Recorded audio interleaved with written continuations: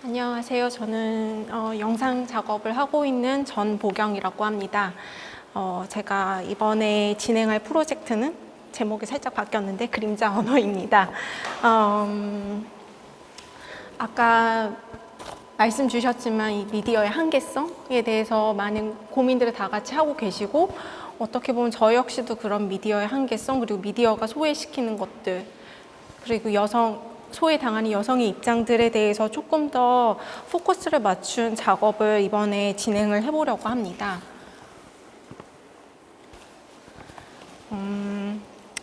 목소리를 통한 구술 문화는 시각적이고 보존성과 편집과 교정이 가능한 문자가 생겨나면서 그 위상이 크게 바뀌었는데요.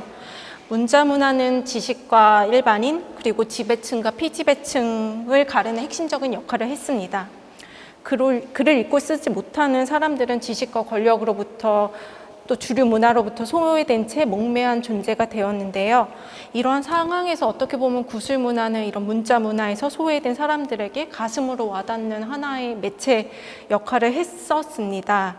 하지만 그렇다고 해서 구술 언어가 모든 것을 다 포괄하느냐? 라는 질문을 했을 때 구술 문화 역시 소외시키는 집단들이 있다는 것에 대해서 저는 좀 포커스를 맞춰봤습니다.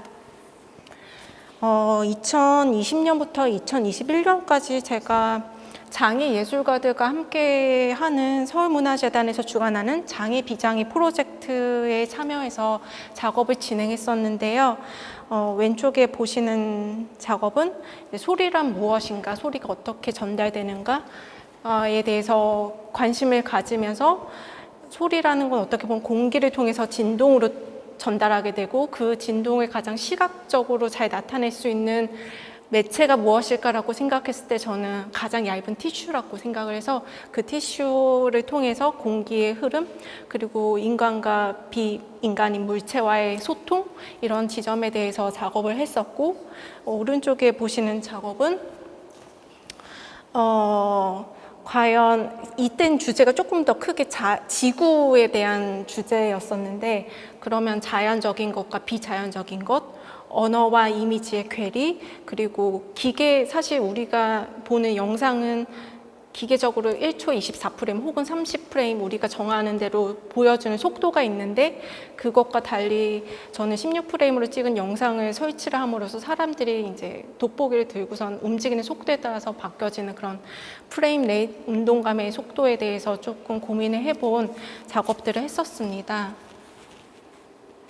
그래서 이제 이런 작업들을 하면서 만난 공동 팀원들이 우연찮게 2회 모두 다 청각장애를 갖고 계신 분들이셨고, 근데 저희는 이렇게 팀 토론을 통해서 공통 주제에 대해서 다가가야 했기 때문에 그 중간에 이제 저희를 소통시켜주는 통역사 분들이 들어오게 되었습니다. 그 두 분이 계셨는데, 하나는 수어 통역사이시고 하나는 문자 통역사인 분들이셨습니다. 수어 통역사는 말의 무게를 똑같이 전하기 위해서 입으로 발성을 직접 하시면서 손의 모양과 움직임으로 이제 글자를 만들어서 표현을 하시는데요. 이 과정에서 더 중요한 역할을 하는 건 사실 얼굴의 표정입니다. 그래서 수어에서 표정은 음성 언어에서 억양이나 말투, 그리고 그런 역할을 하게 되는데요. 예를 들어서 밥 먹었어요 라는 말을 수어로 할 때 눈썹이 그냥 일반적으로 표정이 없다면 평어문이고, 눈썹 꼬리가 이렇게 위로 올라가서 눈이 치켜 뜬다면 밥을 먹었습니까? 라는 질문의 형태가 됩니다. 그래서 이런 예시가 있을 수가 있고, 또 잘했다라는 수어를 했을 때 무덤덤한 표정이면 그냥 괜찮게 했어 라는 뜻이고, 눈을 동그랗게 뜨고 놀란 표정을 지으면서 잘했다라고 하면 정말 너무 잘했다라는 그런 의미가 되기 때문에, 이런 표정과 이제 몸짓을 사용하는 게 어떻게 보면 우리가 사용하는 언어에서 부사어 표현을 더 극화시키는 그런 역할을 하게 됩니다. 또 다른 사실 이제 이런 수어를 했을 때 제가 만났던 청각장애인 분께서 저한테 하나 에피소드를 말씀해 주셨던 게, 본인은 수어를 배워서 할 수 있는데 얼굴이 무표정하기 때문에 자기가 수어를 하면 아무도 못 알아듣는다는 그런 얘기도 해주셨습니다. 그 다음에는 이제 문자 통역사 혹은 속기사라고 불리는 분인데요. 이분은 음성으로 발생되는 문자를 그냥 빨리 타이핑해서 보여주는데 그 역할이 있는 게 아니라 이 언어가 발생되는 상황을 같이 보여주는 추임새, 행동, 상황과 같은 분위기를 함께 문장으로 표현합니다. 지금 보시는 것은 넷플릭스에서 지금 보여주고 있는 폐쇄 자막이라는 것인데요. 이렇게 어떤 상황이 벌어지고 있는지를 같이 타이핑을 함으로써 그 상황을 듣지 못하는 사람도 공감할 수 있게, 어떻게 보면 가장 슬픈 일이 사람들이 모두 웃는데 나만 웃지 못하는 상황인 거잖아요. 그래서 그런 상황이 발생하지 않게끔 하는 게 이제 문자 통역사의 역할이라고 보시면 되겠습니다. 그래서 제가 이 수어 번역사, 통역사와 문자 통역사의 역할을 봤을 때 되게 엘시와 마샬과 되게 비슷한 지점들이 있다는 사실들을 좀 깨닫게 됐어요. 그래서 수어 통역사 같은 경우에는 이제 엘시가 말했던 언어로 말하는 연설을 할 때 단지 목소리나 언어가 중요한 게 아니라 그 발성의 태도, 손짓, 제스처, 표정 이런 것들이 매우 중요하다고 이야기를 해왔는데, 그런 지점과 수어 통역사의 언어가 되게 비슷하구나라는 생각을 했었고, 또 문자 통역사 같은 경우에는 마샬 맥루한이 말한 타자기의 속성과 매우 유사하다고 저는 생각을 했었습니다. 마샬은 타자기가 발명이 되었을 때 그 빠른 속도 때문에 시인의 숨, 일시정지, 심지어 음절의 중단까지 표현할 수 있는, 어떻게 보면 또 다른 인쇄 문화의 구술적 요소를 가지고 온 하나의 첨단 매체라고 생각을 했었는데, 저는 이제 문자 통역사가 쓰는 그런 방식, 역시 키보드라는 게 어떻게 보면 타자기랑 되게 비슷한 형태일 수도 있고, 그것의 역할 또한 되게 그 음성의 전달되는 분위기를 같이 표현함으로써 보여주기 때문에 마샬이 생각하는 타자기 역할과 되게 비슷하지 않을까, 이런 생각을 하게 되었습니다. 그래서 어떤 내용을 그럼 이 문자 통역사나 수어 통역사가 할 것인가를 했을 때 제가 고른 소설이 하나 있습니다. 이 소설은 운빨 없는 생, 김이설이 쓴 소설인데요.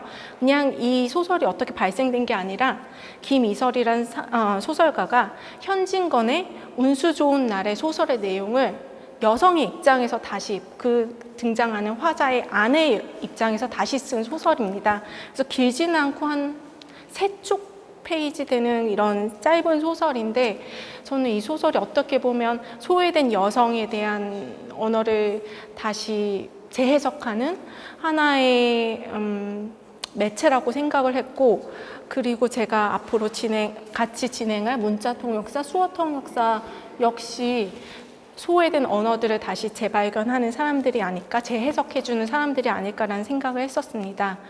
그래서 되게 구체적이지 않은 추상적인 이미지를 가지고 왔는데요.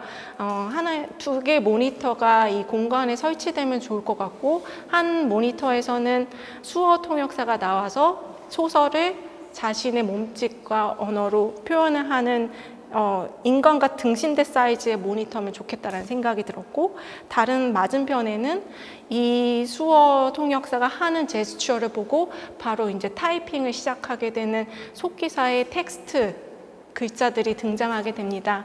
그래서 결국 김이설의 텍스트는 실제로 등장하진 않습니다. 이거는 이제 수어 통역사가 먼저 그것을 읽고 해석하는 과정이 모니터에 등장하게 되고, 그것을 다시 재해석하는 문자 통역사의 화면이 서로 마주보게 되면서 서로 대화하는 형식으로 보여지게 되면 좋겠다는 생각을 했습니다. 이거는 물론 이 장소에서 설치가 돼서 사람들이 그 두 개의 모니터 사이에서 번갈아 보는 경험을 하는 것도 좋고, 가능하다면 온라인 스트리밍으로도 송출이 가능한 형태라고 저는 생각을 해서 정해진 시간대에 이 영상이 2채널 이분할돼서 보여지는 방법도 생각을 하고 있습니다. 그러면 스트리밍이 어느 정도의 사실 이 구도를 생각했을 때 마리나 아브라모비치의 퍼포먼스, 그 불편한 퍼포먼스를 약간 생각하긴 했었어요. 그래서 그 남성과 여성 사이를 이제 지나가야 되는 그런 광경을 생각했지만 한 사람이 통과할 수 있는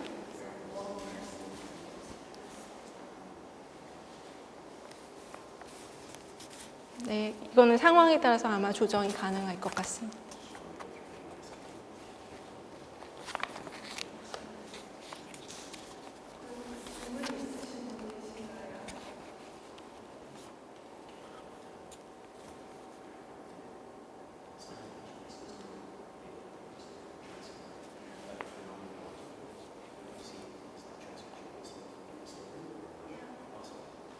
그러면 그 문자 기술 하시는 분은 그 수어하시는 분이 하는 제스처와 함께 그 텍스트의 내용도 같이 적어 나가시는 거죠? 네. 그래서 그 내용은 아마 원본 소설과는 또 다른 형태의 재해석된 구성이 될 거예요. 왜냐하면 수호하시는 분이 어떤 식으로 재해석을 하시느냐에 따라서 텍스트는 또 다른 변주를 계속 겪게 됩니다.